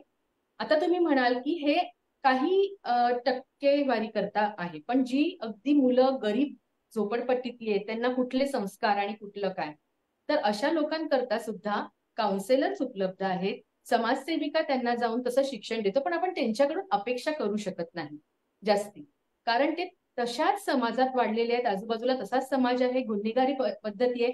पण जो आपला समाज आहे, middle class, upper middle class, त्यांनी हे संस्कार आपल्या घरातून द्यायलाच हवे, असं माझं मत आहे. तर माझ्या या छोट्याशा समुपदेशन म्हणू शकता किंवा काही उपाय मी सांगितले, तर त्याचं जे शेवट आहे ते मी माझ्या एका कवितेने करते. कलकत्ता आणि बदलापूरच्या केसेस ज्या आपण बघितल्या, बदलापूरच्या केसमध्ये सुद्धा आपण बघितलं की किती चिमुरड्या मुली आहेत त्या, त्यांच्याबरोबर असं नराधमांनी कृत्य केलं. तर त्या मुलींना आपण थोडी सेक्स एज्युकेशन देऊ शकणार आहे, जसं आपण आजकाल सगळ्या शाळांमध्ये कंपल्सरी केलंय प्रत्येक मुलांसाठी सेक्स एज्युकेशन. म्हणून प्रत्येक आई वडिलांनी लक्ष ठेवायला हवं शाळांमध्ये सुद्धा काय चाललं आहे काय नाही. घरी आल्यावर आपल्या मुलीबरोबर कम्युनिकेट करणं खूप जरुरी आहे. तिची शारीरिक तपासणी करणं जरुरी आहे प्रत्येक आईने. एक केस शेवटी सांगते मी की माझ्याकडे समुपदेशनाला आलेली अकोल्यासारख्या ठिकाणी माझ्या मुलाच्या शाळेमध्ये मुलांनी हातांवरती स्काल्पेल किंवा ब्लेडनी स्क्रॅचेस मारून घेतले आणि माझ्या मुलांनी हे मला सांगितलं. सो आय वॉज सरप्राईज की मला वाटलं असे मारणं कट्स म्हणजे इट्स अ सुसायडल टेंडन्सी. पण मला नवीन प्रकार कळला की माझा मुलगा म्हणाला की आई ते म्हणाले की it's for just relieving stress आणि खूप आनंद मिळतो, इट्स अ प्लेजर आणि त्यामुळे आम्ही हे केलंय. आणि दुसरी गोष्ट म्हणजे जेव्हा मला प्रिन्सिपल मॅडमचा फोन आला आणि आम्ही डिस्कस केलं, तर त्यांनी जे सांगितलं ते ऐकून तर मी अवाक झाली, की त्या म्हणाल्या की ज्या मुलांनी असं मारून घेतलं आहे त्यांच्या आई वडिलांना माहिती नाही की त्यांनी असं केलेलं आहे. म्हणजे घरामध्ये तुमच्या मुलाच्या किंवा मुलीच्या हातावर एवढे स्क्रॅच आहेत, तुमच्या म्हणजे आईचं लक्ष नसतं, यासारखी शोकांतिका काय आहे? म्हणजे तुम्ही इतकं पुढे नाव कमवताय, करिअरमध्ये पुढे जाता आहे, पण घरी बघा तर प्रत्येक पालकाने सजग होणं जरुरी आहे. आणि आता मी शेवट करते माझ्या या समुपदेशनाचा. अशा पुरुषांना म्हणजे आपल्या ज्या समाजामध्ये आपण दुर्गा पूजा करतो, महालक्ष्मीची पूजा करतो, तर अशा घटना ऐकल्यावर अत्यंत चीड येते. म्हणून हे समस्त पुरुष वर्गाला नाहीये, पण या केसेसच्या संदर्भात जे जे पुरुष किंवा जे नर असे वागतात त्यांच्याकरता आहे की रे दांभिक पुरुषा सोड हा दुटप्पीपणा, रे दांभिक पुरुषा सोड हा दुटप्पीपणा. इकडे स्त्रीत्वाचा जागर करतोस, तिला मखरात बसवतोस, स्तवन गातोस, पूजा बिजा करतोस, अन तिकडे तिच्याच प्रतिकृतीची विटंबना करतोस. रे दांभिक पुरुषा सोड हा दुटप्पीपणा, तिला सगुण रूपात साकारतोस, सजवतोस, अन त्याच हातांनी तिच्याच प्रतिरूपाला निर्वस्त्र करतोस. रे दांभिक पुरुषा सोड हा दुटप्पीपणा, तिच्या मूर्तीपुढे भक्तिभावाने डोळे मिटतोस आणि तिच्याच लेकींच्या सर्वांगावरून मात्र आसक्तीने नजर फिरवतोस.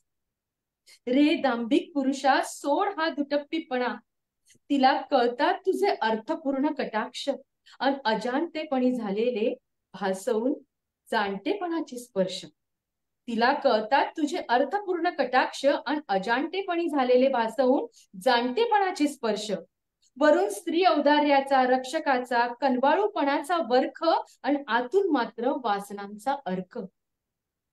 खूप त्रास होतो रे तिला तुझ्या अशा वागण्याचा, सतत दडपणाखाली जगण्याचा आणि बंधनात राहण्याचा. रे दांभिक पुरुषा सोड हा दुटप्पीपणा आणि पिता, भाऊ, मैत्र, पती आणि गुरु रूपातलं तुझं खरं रूप दिसू दे जगाला, तुझं खरं रूप दिसू दे जगाला. धन्यवाद.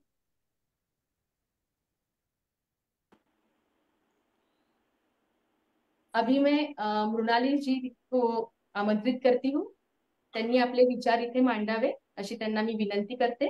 मृणालिनी जी, तुम्ही आमंत्रित आहात. धन्यवाद सुमेधा. पहिली गोष्ट म्हणजे तुम्ही जे प्युबिलिटी बद्दल जे पॉइंट्स नोट म्हणजे या व्यासपीठावरती मांडले ते फारच उचित आहे आणि त्याचे परिणाम आज आपण बघतोच आहे. But it is not only puberty, जसे बाकीच्यांनी सुद्धा म्हटलं की प्रत्येक एज मध्ये ती एक विकृती आलेली आहे. आणि मला आता याच्यावरती उपाययोजना याबद्दल मी बोलणार आहे. तर खरं तर उपाययोजना ही आज एक सामान्य नागरिक म्हणून करायला पाहिजे. कारण आपण राजकारणात तर पडूच शकत नाही आणि राजकारण हे नेहमी इतकं वाईट स्तराला गेलेलं आहे जे आज आपण बघतो आहे की त्याच्याकडनं आपल्याला काहीच अपेक्षा करता येत नाही. तसेच आपण सरकारकडून सुद्धा काही अपेक्षा करू शकत नाही, कारण ही कीड जी पसरते आहे ते दिवसेंदिवस जास्त पसरते आहे. तर एक सामान्य नागरिक म्हणून आपण काय करू शकतो आणि मुख्यतः एक स्त्री म्हणून आपण काय करू शकतो याच्याबद्दल मी सांगणार आहे. एक मॅनेजमेंटमध्ये टूल आहे ज्याला म्हणतात स्वॉट अनालिसिस. स्ट्रेंथ, विकनेसेस, अपॉर्च्युनिटीज आणि थ्रेट्स. तर हे जे 4 कप्पे आहेत त्याच्यात जर आपण स्त्रीचे कॅरेक्टर्स पाहिले तर आपल्याला दिसून येतं की आपण याचं चांगल्या प्रकारे अनालिसिस केलं. कुठल्या लेवलवरती?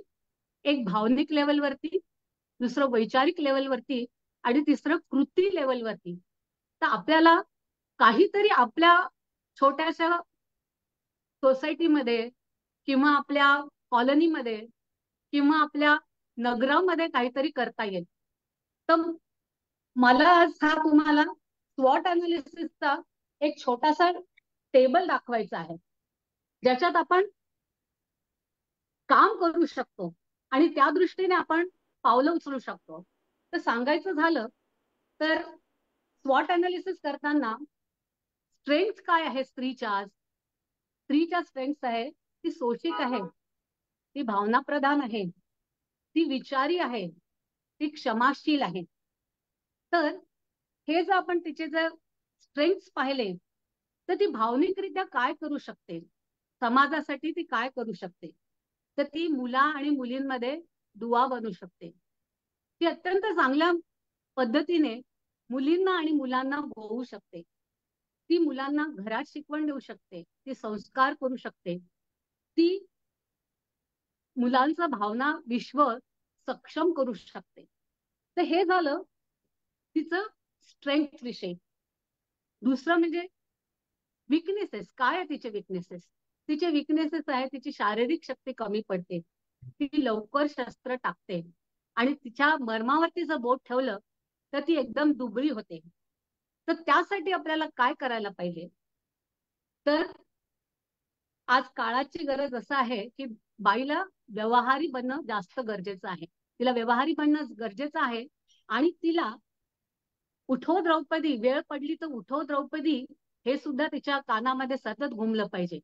म्हणजे ती आज जरी आपल्याला वीक वाटत असली तरी तिला आज आपल्याला सक्षम करायचंय. आणि ते सक्षम करणं म्हणजे अगदी लहान मुलीपासून तर ते अगदी ज्या सिनियर सिटीजन्स आहेत त्यांना सुद्धा तिला सक्षम करता यायला पाहिजे. नंतर आपण अपॉर्च्युनिटीज बघू की काय अपॉर्च्युनिटीज आहेत. म्हणजे हे तर झालं तिचे विकनेसेस. पण आज जो समाज आहे त्याच्यात ती काय अपॉर्च्युनिटीज शोधू शकते, तर ती शोधू शकते की ती सकारात्मक विचार करून स्त्री जातीसाठी पोषक वातावरण निर्मिती करू शकते. तर ती कशी करू शकते, तर ती बुद्धी वापरू शकते, ती सोशल मीडिया पासून मुलांना दूर करू शकते, ती संस्कारित मुलं घडवू शकते. तिसरं नेक्स्ट आहे थ्रेट्स. म्हणजे आज बाईला काय थ्रेट्स आहे? थ्रेट्स आहे तिला पुरुषी अहंकाराचा थ्रेट आहे, तिला पुरुषी वर्चस्व सोसावं लागतं, तिला लिंगाची हेटाळणी सहन करावी लागते. लिंगाची हेटाळणी म्हणजे नॉट ओन्ली घरात पण तिच्या नोकरीच्या ठिकाणी सुद्धा तिला लिंग हेटाळणी सोसावी लागते. तर ती भावनिक दृष्ट्या काय करू शकते, ती पुरुषांना समजावून सांगू शकते की हे जग जे आहे ते बाईशिवाय आणि पुरुषाशिवाय, एकटा पुरुष किंवा एकटी बाई चालवू शकत नाही.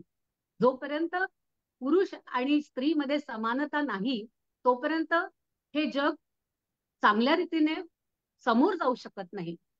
ती त्यांचा आधार घेऊ शकते वेळप्रसंगी आणि ती समानता प्रस्थापित करू शकते. हे झालं भावनिक लेवलवरती. आता वैचारिक लेवलवरती ती काय करू शकते, तिच्या जर स्ट्रेंथ्स आहेत तर ती सक्षम नेतृत्व घडवू शकते. ती स्त्री शक्ती एक गरज आहे, ती झाशीची राणी म्हणून आदर्श ठेवू शकते. ती होळकर, अहिल्याबाई होळकर म्हणून आदर्श ठरू शकते. ती जिजामाता म्हणून आदर्श ठरू शकते. तर तिच्याजवळ काय अपॉर्च्युनिटीज आहे आणि ह्या अपॉर्च्युनिटीजसाठी तिला वैचारिक लेवलवरती काय काम करावं लागतील. मी जेव्हा अपॉर्च्युनिटी म्हणते तेव्हा आजच्या राजकीय आजच्या सामाजिक परिस्थितीमध्ये तिला काय अपॉर्च्युनिटीज असू शकतात आणि ते वैचारिक लेवलला, तर ती मुलांशी संवाद साधू शकते, मुलांना त्यांच्या गरजा ओळखून तसे ती त्यांना शिक्षण विचार देऊ शकते. आणि आज तिच्याजवळ जे थ्रेड्स आहे किंवा तिच्यावरती जे काय थ्रेड्स जे आहेत त्या वैचारिकरित्या ती कशी सॉल्व्ह करू शकते, तर ती मुला मुलींमध्ये भेद मिटवू शकते. ती मुलांना आणि मुलींना एक व्यासपीठ देऊ शकते की जिथे एक चांगली चर्चा होऊ शकते. नंतर पाठ येतो तो कृती काय करू शकते. ती आपण भावनिक पाहिलं, वैचारिक पाहिलं आणि कृती पाहिली. जोपर्यंत आपलं भावना विश्व सक्षम नसतं तोपर्यंत माणूस चांगला विचार करू शकत नाही. आणि भावनाला जर चांगले विचार मिळाला तरच चांगली कृती घडू शकते. आणि ह्यासाठी स्त्री म्हणून तिच्या जे स्ट्रेंथ्स आहेत तर ती काय करू शकते. तर आज आदिती मॅडमनी सांगितलं की समितीचे कार्य करते, ते खरंच खूप छान आहे. मी सुद्धा एक समितीची सेविका आहे आणि आजच मी रक्षाबंधनाची आजची जी उत्सव आहे तो अटेंड करून आलेली आहे. समिती एक रिमझिम पावसासारखं काम करते, पण समिती मला असं वाटतं की अजून पाहिजे तितकी पोचली नाहीये. तर आजच आमचं विचार झाला की आपण लोकांना आपल्यामध्ये बोलवण्यापेक्षा आपण घरोघरी जायला पाहिजे. आपण असं नको पाहायला की ती मुलगी हाफ पॅन्ट घालते किंवा ती स्त्री हाफ पॅन्ट घालते तर तिच्याकडे कसं जायचं. आपल्याला तिच्याकडे जायला पाहिजे. सोडून दे ती काय घालते, ती टिकली लावत नाही, पण आपण जाणू शकतो का की तिच्या घरामध्ये काय प्रॉब्लेम्स आहे, तिला सामाजिक काय प्रॉब्लेम्स आहे, तिच्या मुलांना काय प्रॉब्लेम्स आहे. तर आपण जाणू त्यांच्याकडे, हे सुद्धा आपण करू शकतो. कुटुंब प्रबोधन हे RSSचं एक सुंदर माध्यम आहे आणि त्या माध्यमातून कुटुंबात एकमेकांना वेळ कसा देता येईल, कुटुंबात सुसंवाद कसा साधता येईल, हे सुद्धा एक सुंदर माध्यम आहे आणि ही आज काळाची गरज बनलेली आहे. नंतर आज विकनेस जे मी म्हटलं त्याच्यासाठी स्त्री काय कृती करू शकते, तर ती सेल्फ हेल्प ग्रुप निर्माण करू शकते. म्हणजे अगदी आपल्या कॉलनी पुरतेच ती छोटे छोटे सेल्फ हेल्प ग्रुप निर्माण करू शकते. असं की मुलं जेव्हा शाळेतून घरी येतात तेव्हा का नाही प्रत्येक कंपाऊंडच्या बाहेर सिनियर आजी किंवा सिनियर आजोबा उभे राहतात, उभे राहू शकतात. ते म्हणजे एक 10-10 मीटरच्या अंतरावरती जर हे सिनियर सिटीजन्स आजी आजोबा जो उभे राहिले तर एक सुरक्षेचं वातावरण निर्माण होईल आणि मुलांना कळेल की आपल्याला एक सुरक्षित वातावरण आहे. आणि समजा जो कोणी टवाळ आला किंवा गुंड मुलगा आला तर त्याच्यावरती एक धाक राहील. मी सिनियर सिटीजन आहे, मी काय करू शकते असं नाही. तुम्ही सिनियर झालेले आहे, तुम्हाला अनुभव आहे, तुम्ही आधीची पिढी पाहिली आहे, तर त्याप्रमाणे तुम्ही तुमचे संस्कार सुविचार तुमचं प्रेझेन्स देऊ शकता. बाजूच्या घरामध्ये आई वडील जर नसेल तर तुम्ही तिथे जाऊन बघू शकता की काय गरज आहे. मी आज जर सिनियर सिटीजन असेल तर मी जाऊन बघू शकते की काय गरज आहे, काय करतो तो मुलगा, काय करतो ती मुलगी. हे जर आपण विकनेसेस जर दूर करायचे असतील आपल्यातले तर अपॉर्च्युनिटीज, आज अपॉर्च्युनिटीज ह्याला घेऊन आपण काय करू शकतो. आपण संस्कार वर्ग सुरू करू शकतो. आपण जे शाळेतून पासआउट झालेले आहेत, म्हणजे शाळा आपण जर म्हटली तर 1ली ते 10वी असतं आणि जसा जसा 10वीतला मुलगा जर बाहेर गेला तर तो पुन्हा त्याला शाळेत बोलवून तो काय समाजातले प्रॉब्लेम्स फेस करतो आहे ते तो आपल्या शाळेतील मुलांना सांगू शकतो.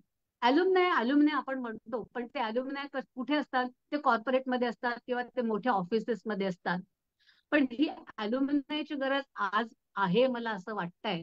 जे विद्यार्थी पासआउट झालेले आहेत ते समाजाचं काय चित्र आहे ते येऊन सांगू शकतात, मुला मुलींना सांगू शकतात आणि त्याच्यावरून सुद्धा मुलांना काही घेता येतं. आणि आजचे जे स्त्री वर्गाला जे थ्रेट्स आहेत त्याच्यासाठी काय करता येईल, त्याच्यासाठी म्हणजे संरक्षणाविषयी धडे देणं खूप आवश्यक आहे. आता तर आम्ही समितीत असं सुद्धा सांगतो की तुम्ही बाहेर जाताय ना मुली, तर छोट्या तिकटाच्या पुड्या घेऊन जा. तुम्ही योगा शिका. सक्षम मन पाहिजे तुमचं. शरीर जसं सक्षम पाहिजे तसं मन सुद्धा सक्षम पाहिजे. त्याच्यासाठी तुम्हाला योगा करणं आवश्यक आहे. तुम्ही सामूहिक आरत्या करा, तुम्ही सामूहिक कार्यक्रम करा. अशा तऱ्हेने मला असं म्हणायचंय की हे जे आपण स्वॉट अनालिसिस मी जे त्याचा उच्चार केला त्याचा आपण जर भावनिक, वैचारिक आणि कृती ह्या 3 स्तरावरती स्त्री विषयी आपण काय करू शकतो. स्त्री म्हणजे अगदी 3-4 वर्षाची मुलगी ते 70 वर्षाची बाई, हे जर आपण एक विशिष्ट आराखड्यात बांधलं तर मला असं वाटतं आपण थोड्या पद्धतीने या मुलांची जी आजची असुरक्षितता आहे किंवा त्यांच्यावरती जे हे घाव होतात आहे ते आपण थोड्या प्रमाणात दूर करू शकतो. तर ह्या उपाययोजना खूप मोठं हे आहे, म्हणजे इट इज अ प्रोसेस, पण let start with that process असं मला वाटतं आणि मी संपवते. खूप खूप धन्यवाद मृणालीजी. खरं म्हणजे आतापर्यंत आपण ह्या सगळ्यांचं जे म्हणजे इथे प्रत्येकीने आपापलं मनोगत व्यक्त केलं आणि प्रत्येकीच्या मनोगतातनं ज्या काही गोष्टी आपल्याला सापडल्या, मुळात आपण या कार्यक्रमाची योजना किंवा आखणी जी केलेली आहे ती अशाच पद्धतीने केली आहे की हा विषय वारंवार बोलला जावा. असंही होऊ शकतं की उपाययोजना प्रत्येकीला सापडलेल्या सारख्या असतील, पण अजिबात हरकत नाही. आपण इथे पुनरावृत्ती करत राहणं, पुनरुच्चार करत राहणं, वारंवार वारंवार त्या गोष्टीला करत राहणं, ही सुद्धा एक काळाची फार मोठी गरज आहे. प्रत्येकीच्या बोलण्यातून मला जे काही सापडलं ते तुम्हा सगळ्यांसमोर मांडतीये आणि सोबत त्याला माझीही काही मतं जोडतीये. मुळात जर आपण सृष्टीचा किंवा प्रकृतीचा विचार केला तर शिव आणि शक्ती अशी दोन मूलतत्व आपण या सृष्टीचा आधार समजतो. म्हणजे या दोन्ही तत्वांची जर का या सृष्टीचं नियमन योग्य रीतीने व्हायचं असेल तर समप्रमाणात आवश्यकता आहे. कुणीही इथे श्रेष्ठ किंवा कुणीही इथे कनिष्ठ असं नाहीच. परंतु या गोष्टीचा स्वीकार अजून आपण आणि समाजाने तितका केलेला नाही. आपण पुरुषी मानसिकता किंवा पुरुषी वर्चस्व हा शब्दप्रयोग फार करतो, पण मुळात जर बघायला गेलं तर त्याला बऱ्याच प्रमाणात कारणीभूत आपण स्त्रियाच असतो असं माझं स्पष्ट मत आहे. कारण आपण स्त्रियाच असा भेदभाव करायला कुठेतरी सुरुवात करत असतो. सोनालीजी जसं म्हणाल्या की प्रत्येकीने आपल्या मुलाला काय किंवा मुलीला काय सारखे अधिकार द्यायला हवेत, समसमान संधी द्यायला हव्यात. मग मुलाला बाहेर जायला जर का ही अट आहे किंवा मुलीला बाहेर जायला जर का ही अट आहे की नाही बाई तू 8च्या आत घरात ये, तर तीच अट आपण मुलालाही घालायला हवी. कारण मुलगाही बाहेर जाऊन नेमकं काय करतोय हे आपण बघू शकत नाहीये, आपण तिथवर जाऊ शकत नाहीये. मला असं वाटतं की आता काल परवाच आपल्या साप्ताहिक जनमंगलच्या फेसबुक प्रोफाईलवरून आणखीन एक मला वाटतं कालच आपण शेअर केली होती एक बातमी की तंत्रज्ञानाचा कसा गैरवापर होतो बघा. एका मुलीचे फोटो मॉर्फ करून त्या मुलीला ब्लॅकमेल करण्याचा प्रकार हा सुद्धा एक प्रकारचा अत्याचारच आहे. हा सुद्धा कुठल्याही प्रकारच्या बलात्कारापेक्षा कमी आहे असं म्हणता येणार नाही. कारण कुणाच्याही इच्छेविरुद्ध कुणाच्याही फोटोग्राफ्स सोबत अनुचित पद्धतीने त्यांचं मॉर्फिंग करून त्याचा गैरवापर करणं ही सुद्धा तितकीच चिंताजनक बाब आहे. मुळात प्रत्येकाच्या बोलण्यातून जी गोष्ट समोर येत गेली तिची मुळं कुठे ना कुठे किंवा प्रत्येक वेळेस कुटुंब संस्थेकडे येऊन पोचतायत. काल जेव्हा मी अदितीजींशी या विषयावर बोलत होते तेव्हा त्या एक खूप छान गोष्ट म्हणाल्या जी मला इथे आज शेअर करायला आवडेल तुम्हा सगळ्यांशी. ती अशी की जे आधी कसं होतं की संयुक्त कुटुंब व्यवस्था होती, एकत्र कुटुंब पद्धती होती, त्याच्यामध्ये मुलांकडून घडणारी प्रत्येक गोष्ट कुणाच्या ना कुणाच्या नजरेत यायची. आईला वेळ नसला तर आजीच्या नाही तर काकीच्या, मावशीच्या, आत्याच्या कुणाच्या तरी नजरेतून यायची, सुटत नव्हतं म्हणजे ते. ही एक गोष्ट होती. आताचा नारा जसा झालेला आहे हम दो हमारे दो किंवा हम दो हमारा एक, पण तेव्हाचा काळ कसा होता हम सब और हमारे भी सब. तर हा काळ आता पुन्हा वापस येणं निश्चितच अशक्य आहे. त्याला अनेक कारण आहेत, तो काही आपला आजचा मूळ विषयही नाही. परंतु तरीही प्रत्येक स्त्रीमध्ये एक सिक्स सेन्स नावाची गोष्ट असते. तुम्ही जर का आज नागपूरला बसला आहात आणि तुमचा मुलगा किंवा मुलगी दिल्लीला शिकते आहे, तरी तुमचं एवढं कनेक्शन हवं की तुम्हाला इथे बसल्या बसल्या हे जाणवायला हवं की काहीतरी बिनसलंय. एका हॅलो वरून सुद्धा जिला हे ताडता येतं की मुलीचं काहीतरी बिनसलंय किंवा मुलाचं काहीतरी बिनसलंय, तीच तर खरी आई ना. आपण दाया नाही आहोत. आपल्याला आपल्या मुलांची नॅनी नाही व्हायचंय, आपल्याला आपल्या मुलांची आई व्हायचंय. त्यामुळे ही भावना जर का संपत असेल तर ती गोष्ट मला अधिक चिंताजनक वाटते. दुसरं जे मला जाणवलं ते असं की प्रत्येकीच्या बोलण्यात हे आलं की आपण तंत्रज्ञानाचा गैरवापर करून याला बळी पडतोय, पण याच तंत्रज्ञानाचा उपयोग करून आपण या गोष्टीपासून स्वतःचं संरक्षण कसं करू शकतो हे आपण मुलीला शिकवायला हवं. मुलीलाच नव्हे मुलालाही शिकवायला हवं. आपण हे आपल्या मुलीला हे आपणच सांगण्याची गरज आहे की बाई असे असे ऍप्स आहेत, हे तू या वेळेस वापरू शकतेस, अशा पद्धतीने तू जर का मला मेसेज केलास तर मला हे नक्कीच कळेल की तू काहीतरी अडचणीत आहेस. आत्ता तू कुठे आहेस हे प्रत्येक वेळेस कुणाला ना कुणाला माहीत असणं आवश्यक आहे. रात्रीचे अगदी 11 वाजलेले असले आणि तू जरी कुठल्याही प्रकारचं काम करत असलीस तरी तू नक्की कुणाच्या घरी आहेस, कोणत्या मैत्रिणीसोबत आहेस, हे डिटेल्स तुला मला कायम शेअर करायचे आहेत. तू मोठी झालीस याचा अर्थ असा नाही की माझी जबाबदारी संपली. हे आपल्या मुलीला ठणकावून सांगण्या इतकी आपली आणि तिची मैत्री कायम असणं आवश्यक आहे. आपल्या मुलाला हे सांगणं की बाबा रे, तेव्हाच पाऊल उचल जेव्हा तू घडलेल्या कृत्याची उघडपणाने जबाबदारी घेऊ शकणार असशील. हे सांगण्याची आपली मानसिकता आज आहे का या सुद्धा गोष्टीवर विचार व्हावा असं मला वाटतं. आपण नेहमी एक गोष्ट म्हणतो, सावधानी हटी दुर्घटना घटी. जागोजागी बोर्ड लावलेले असतात.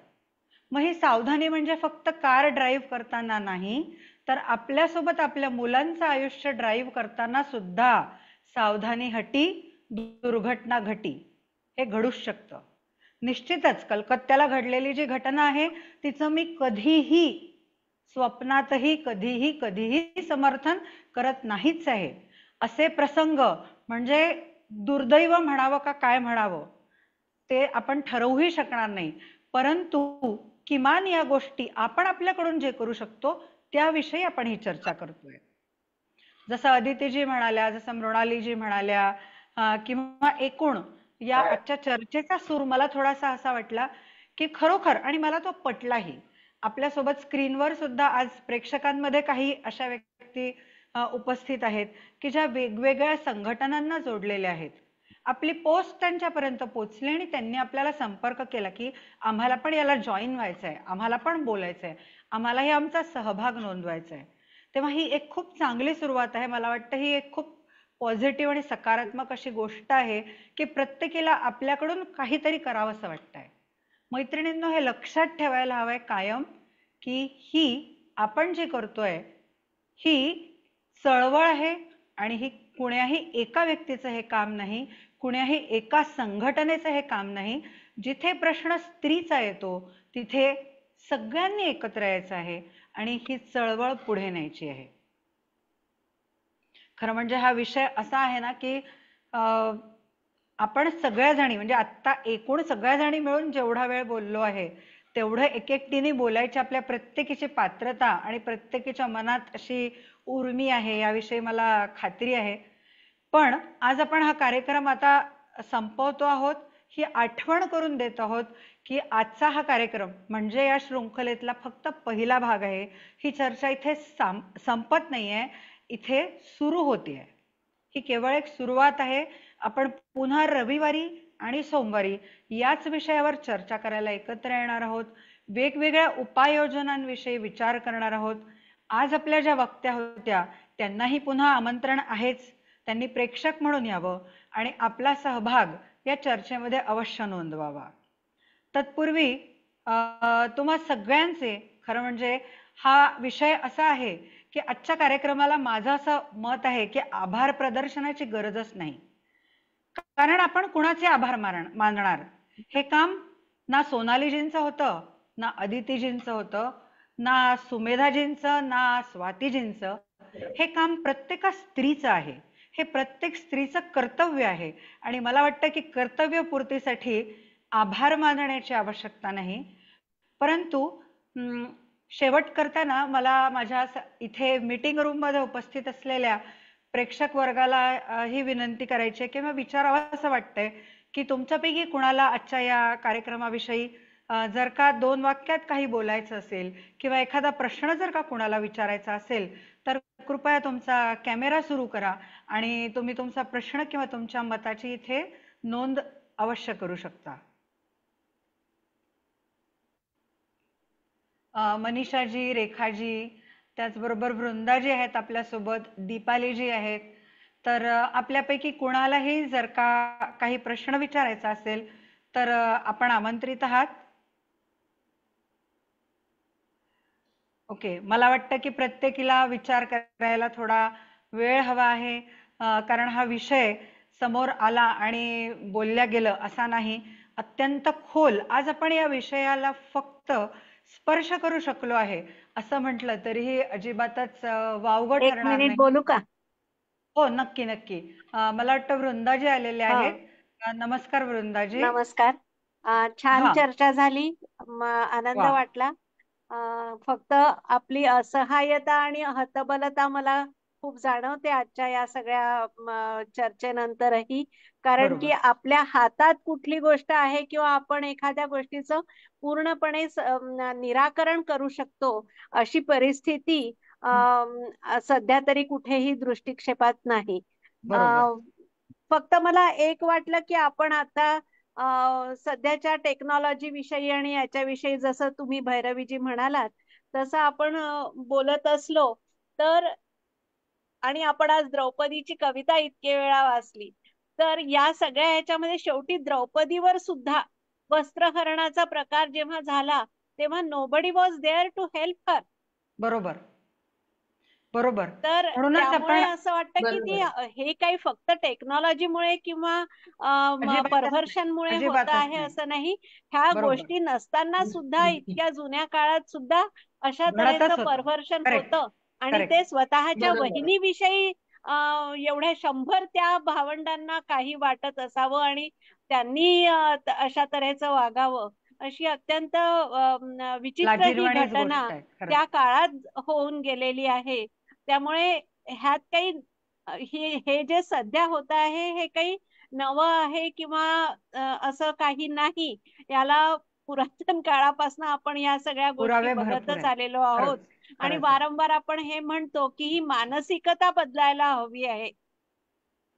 तर ती याला मी मानसिकता बदलण्यासाठी आपण आई म्हणून जे काय करू शकू ते मला वाटतं या सध्याच्या जास्त पिरियड मध्ये सगळ्यात बरोबर. महत्वाची गोष्ट आहे. करेक्ट. त्यामुळे खूप मोठ्या प्रमाणावर आपण काही समाजसेवा करू शकू असं नाही, पण प्रत्येक अजिबात नाही. घराघरातल्या आई आणि वडिलांनी कसं वागावं हे हम्म. सगळ्यात महत्वाची गोष्ट आपण आपल्या मुलांना किंवा नवीन येणाऱ्या जनरेशन करता आपण जी करू शकतो ती एक एवढीच गोष्ट मला फार महत्वाची बरोबर. वाटते.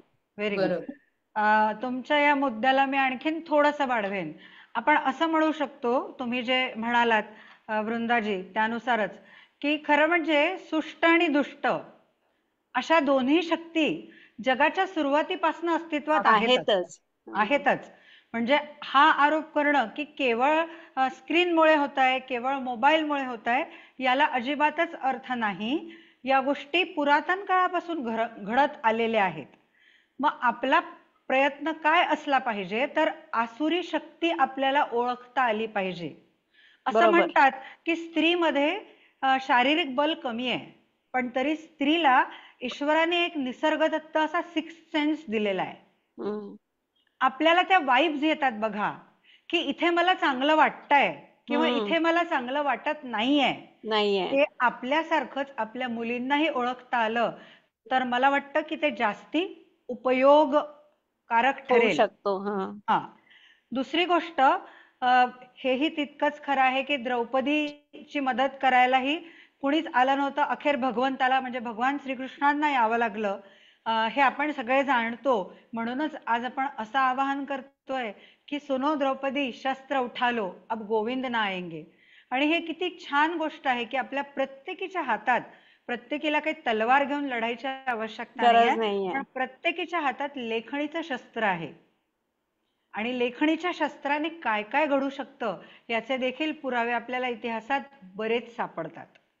तेव्हा हा विषय इतका गहन आणि तुम्ही जो मुद्दा मांडला तो खरोखर फारच हो, म्हणजे संयुक्त तेव्हा सुद्धा म्हणजे त्या काळात सुद्धा मला असं वाटतं की जर का धृतराष्ट्र आणि गांधारीनी जर आपल्या मुलांना बळड लावलं हा. असतं बरोबर. तर ही वेळ कधी आली असती का असं मला वाटतं. बरोबर. वृंदाजी, इतिहास तुमचा हा कदाचित मुद्दा मला कन्क्लूड करण्यासाठी एक सुंदर उदाहरण द्यावंसं वाटतं. मावशी केळकर त्यांच्या भाषणात नेहमी हा दाखला द्यायच्या. तो असा की समाजात हे चित्र आहे की स्त्री आणि पुरुष एका नाण्याच्या दोन बाजू, किंवा संसाररूपी रथाचं एक चाक म्हणजे स्त्री आणि एक चाक म्हणजे पुरुष. पण त्याच्या पलीकडे जाऊन मावशी नेहमी सांगायच्या की नाही, संसाररूपी रथाचे दोन चाक म्हणजे स्त्री पुरुष नाही आहे, तर पुरुष हा रथी आहे आणि त्या रथाला कुठे न्यायचं, कुठल्या दिशेला वळवायचं हे ठरवणारी सारथी म्हणजे सारथी. स्त्री आहे. जेव्हा बरोबर स्त्रीच्या हातात संपूर्ण समाजाचं सारथ्य येईल तेव्हाच या सगळ्या प्रश्नांची उत्तरं शोधण्यात आपल्याला यश मिळेल.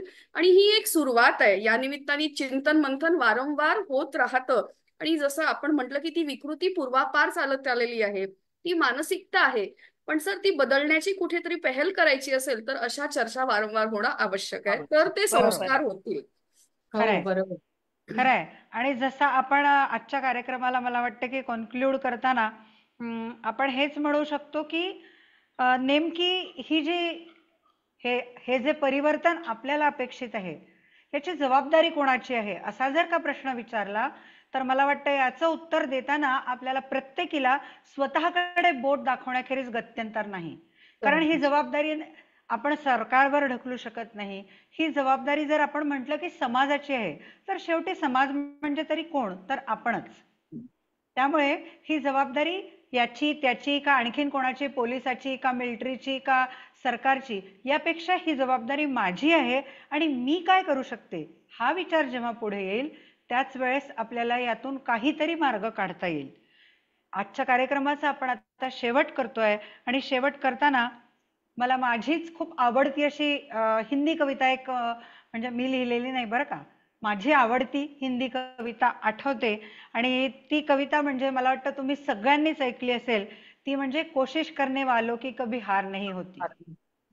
आणि हे जर का आपण आपल्या जीवनाचं तत्वज्ञान किंवा आपल्या या चळवळीचं ध्येय ठेवलं की आपण प्रयत्न करत राहणार आहे, प्रयत्न करत राहणं केवळ आपल्या हातात आहे आणि प्रयत्नांती परमेश्वर हे जर का आपण निश्चित ठरवलं तर नक्कीच आपल्याला यातून काहीतरी मार्ग सापडेल, काहीतरी वाट काढता येईल. तोपर्यंत आजपासून प्रत्येकाला एक नवी शुभेच्छा देऊया. आपण गुड नाईट अनेकदा म्हणतो, आजपासून सुरक्षित राहा, आनंदी राहा असं म्हटलं तर काय हरकत आहे. मला वाटतं प्रत्येक स्त्रीसाठी, प्रत्येक मुलीसाठी, प्रत्येक आईसाठी ही एक फार महत्वाची आणि आशादायी अशी शुभेच्छा ठरेल. तेव्हा याच शुभेच्छेसह आजचा आपण आपला कार्यक्रम संपवूया. आपणा सर्वांचे मनपूर्वक धन्यवाद आणि सुरक्षित राहण्याचा एक छानशी शुभेच्छा देऊन आजच्या कार्यक्रमाचं आपण समापन करूया. धन्यवाद. Wish you safe night. शुभरात्री.